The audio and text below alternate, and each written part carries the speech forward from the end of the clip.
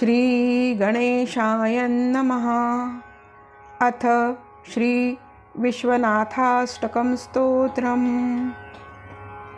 गंगातरंगरमणीयजटाकलापं गौरीनिरन्तरविभूषितवामभागं नारायणप्रियमनङ्गमदापहारं वाराणसीपुरपतिं भज विश्वनाथं।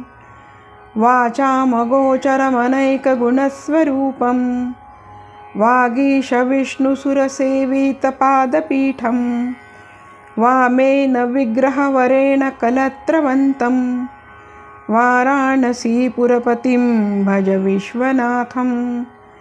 भूतादिपं भुजङ्गभूषणभूषिताङ्गं व्याघ्राजिनाम्बरधरं जटिलं त्रिनेत्रं पाशाङ्कुशाभयवरप्रदशूलपाणि वाराणसीपुरपतिं भज विश्वनाथं। शितांशुशोभितकिरीटविराजमानं भालेक्षणानलविशोषितपञ्चबाणं नागाधिपारचितभासूरकर्णपूरं वाराणसीपुरपतिं भज विश्वनाथं।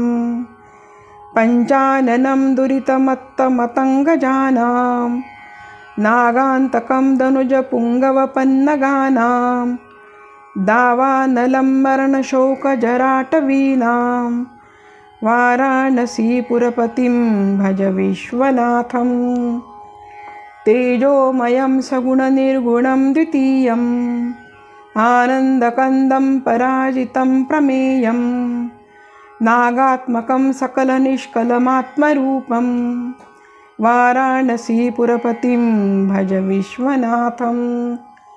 रागादिदोषरहितं स्वजनानुरागं वैराग्यशान्तिनिलयं गिरिजासहायं माधुर्यधैर्यसुभगं गरलाभिरामं वाराणसीपुरपतिं भज विश्वनाथं। आशाविहाय परिहत्य परस्य निन्दा पापे रतिञ्च सुनिवार्य मनस्समाधौ आदाय हृत्कमलमध्यगतं परेशं वाराणसीपुरपतिं भज विश्वनाथं।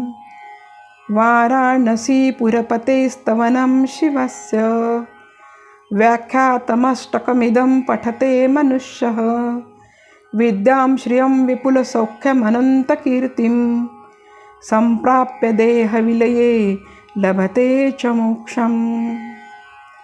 विश्वनाथाष्टकमिदं य पठेत् शिवसन्निधौ शिवलोकमवाप्नोति शिवेन सह मोदति। इति श्री महर्षिव्यासप्रणीतं श्री विश्वनाथाष्टकं स्तोत्रं सम्पूर्णम्। ॐ नमः शिवाय। ॐ काशी विश्वनाथाय नमः।